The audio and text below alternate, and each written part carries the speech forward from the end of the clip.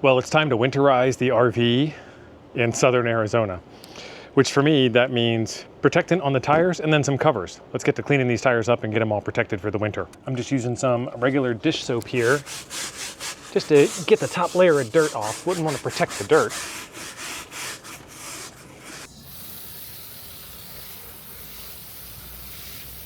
And then for us, the sun tracks side to side over the RV, so I actually get morning sun on the passenger side and afternoon sun on the driver's side of the RV. So I'm doing both sides. I highly recommend you do both sides anyway. You know, you only get one chance a year to do this, or two chances a year to do this, you might as well do the whole job. These things clean up real nice. Let's take a look. And while those are drying, I'm gonna take care of the slides. I'm gonna use that same 303 protectant, but first I'm gonna kind of just rub off any of the dust that's on here. I don't think these need the same amount of cleaning, but I just wanna get the dust off. I'm not trying to protect the dust, I'm trying to protect the weather stripping there. And like I said, I'm gonna use that same 303 protectant on this stuff. Don't forget to get up on the roof and do the slide seals on top of your slides as well. These little telescopic ladders here have been amazing. My last RV came with a ladder on the back of the camper, and I really haven't missed it that much. It's been 2 years without one. I've had this little telescoping ladder. It's been perfect. I'll leave a link in the description down below for you. And of course, while you're up on the roof cleaning, it's a good time to get the rest of the stuff off your roof that doesn't belong up there. Check on your sealant around all your obstacles up on your roof, and check on your air conditioners and general inspection while you're up there. Stuff goes on real simple. Just spray it on. And then for good measure, I'll go back and rub it in also. And that gives you kind of an idea as to how dry this stuff is and whether you need to apply more or you got just the right amount or whatever the case may be. And then finally getting those tires. I have a 36-foot travel trailer, dual axle like you can see here. So that's 4 tires for those of us that, like me, can't do math very well while trying to clean a tire. I got about a half a bottle. And see, I even lost track of what I was saying. 4 tires total. I got about a half a bottle left, so 1 bottle is going to get me 2 appliques. I've got 2 big slides on the driver's side, and that's what we're getting. And if you don't do your job right, this is what everything winds up looking like, all sun faded and baked. And of course, now that we went through all that trouble to protect our tires, we need to also get them dressed. We'll put some pants on these tires. These ones come from Amazon, where all good things come from these days. And you get a carrying bag, travel bag, for when they're not on the tires. And you get 1 set for each one of your tires with some bongo ties to hold them in place. And these guys here are a lot cheaper than buying new tires. All right, I think that's about as dried as they're gonna get. So time to put the pants on. Got my bongo tie.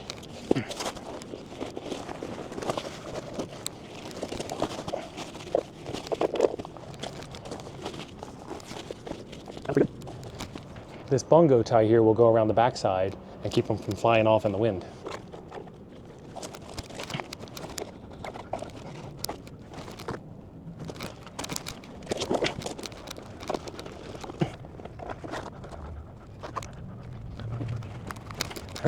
Now she's not coming off. Perfect. Time to go do the other side. Some campsites you go to don't have very good water pressure. And just in case you think it's the cold water supply, let's add 100% of the hot water to it. This is just a water pressure issue in the campsite. So we've changed RV parks, and let's check the water pressure here. That's still pretty low. So I'm gonna try and install this today. It is set at 45 PSI from the factory, and I'm assuming that they had all their lawyers figure out that that's the safe setting. But even if you wanted it lower, you can adjust it on top. So I made sure I got the one with the adjustable knob on it, and we're gonna plug it in and see what happens. And then I like these blue expandable hoses because they pack up real small and they expand to a longer size. And then the other thing I like about them is they have this shut-off knob here, so I can actually shut it off on both ends. I can shut it off at the faucet on the pedestal side, and I can shut it off here on this side as well. And then this is the old, you've probably seen this before, this is the old one that I have, which is my pressure regulator. And This can only do one amount of pressure regulation. And then this one here is just a right angle elbow to make it easier to go into the RV. And I think this is easier to replace than this is. So first we're going to take this thing off. I think those plastic threads in the RV side are going to get damaged a lot faster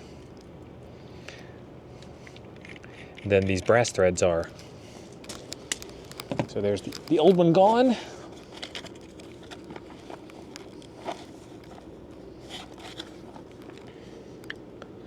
And here's the new one. Ain't she pretty? So I can put it here, or I can put it on the faucet side. And it's got a little arrow indicating the direction that the water flows through. And there's a little screen there, so be sure to remember that you might need to clean that out every so often. There we go. All right. And let's turn her on together. So it's at 0 PSI. And that's the best we can get from the park. So I should be able to increase that pressure. So in order to adjust the pressure, you pull this knob out like so, and then you can turn clockwise to, what does it say? Clockwise to increase pressure and counterclockwise to decrease pressure. And so I am fully decreased. That's as low of a pressure as it'll go with this park setup. So that's 30 PSI. Let's increase it and watch the meter jump. And it takes quite a few turns to make a difference. You can see it's slowly creeping off of the 30 mark. I had to go and get the tripod. Not enough hands. There we go, now she's moving. Not much. That's full lock, so that's all I'm going to be able to get out of this park's water supply. Now we're back at the sink after installing the new pressure regulator. And it looks a little bit better to me. I'm going to do a side-by-side video here just so you guys can see the before and the after. Oh, there we go. All right, that's most of the water gone. All right, now we'll do the side-by-side comparison. See if this is any higher flow than before. And then I've got the water faucet on inside, and you can see the pressure has dropped, but we're still maintaining about 30. I think that's all this park has to offer in terms of water pressure. But it's good to know that we're below 45. So I like that dial a lot better than not having the dial, the meter. That's a very helpful thing right there. So they did have some different RV water pressure regulator valves on the Jungle Market on Amazon. And I picked this one here because I didn't need to unscrew something to make an adjustment. It's a tool-free adjustment. So when I'm right there and I notice that it's happening, I can quickly shut off the water, turn it down full tight to get it as low a pressure as possible, and then turn it back up without having to like run and grab another tool from wherever I happen to have stored the tool, or store a tool with the water pressure valve or any of those things. So if you guys have used one of these dial type meters, leave me a comment down below. Let me know if you've had any good luck with it or any bad luck with it. This one here has been fine for as long as we've used it. And if you guys remember from a previous video, which I will link in the description down below, I had some water problems. I blew some hoses on my previous RV and had to get those fixed. So check that out. It wasn't as hard to fix, but I really don't like waking up in the middle of the night to a bathroom floor soaked in fresh, clean water, or any other kind of water for that matter. Next up is this window knob, and it's not for this window, it's for this window over here. So this window here tilts out that way by the use of this screw, and it looks like it broke in the past and somebody put one of those screws. You know how we find all these screws hanging out all over the RV for no apparent reason, have no idea where they come from? And you can tell because it's got that square drive and it's also kind of like combo square Phillips. It actually uses a machine screw, and that goes in right over here, and you twist it open and close to open the window out. Well, I can't find the screw. I can't figure out what kind of threads those are, but these things are cheap enough on Amazon that I just went out to Amazon and grabbed it. Out comes the thing with the screw, and let's check the screw. Yep, that fits. Let's get her done. The other thing I have in my RV, because we are limited on space, is one of these 10-in-1 screwdrivers. I'll leave a link for this thing in the description down below for you. But this has the square drives on it that is all over the RV, and then also, if you flip it over, it's got a couple of different Phillips sizes. These are number 2 Phillips, so that'll do the job. It starts opening the window. There we go. We've got that nice and tight. And there goes the window. And I think what happens is, since this thing screws in, when you close the window, you're technically kind of unscrewing it. So periodically, yeah, like right there, Periodically, you're going to have to come back and tighten this thing down. Tighten that screw down over and over again. There is always some amount of maintenance to do in an RV, and what I did, probably not going to show up too well on camera, but what I did right there, there is some writing on that, and that's what I searched for. I searched for, let's see if I can, I had to take a picture of this because it's like cursive. It's not cursive, it's like cursive. K-I-R-R-O, K-I-M-R-O. So I just searched for those kind of names on the jungle market, and window crank and RV window screw and so on, and was able to narrow it down in order to pick this up. The one I got is a direct fit, and then this, what I really should do is I probably should keep this one because this one has the rating on it, but that one doesn't.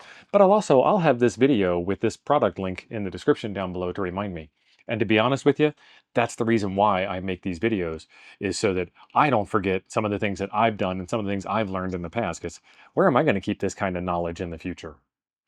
Well, there is 3 quick RV repairs for my winterization out here in sunny Southern Arizona. If you guys have any good winterizing tips for your RV, things you like to do before you put your RV away, or things you like to do before you spend time in your RV in the winter as a snowbird, leave a comment down below and let me know. I'll also have links in the description for you for all the stuff I showed you in the video today in case you want to do the same stuff yourself.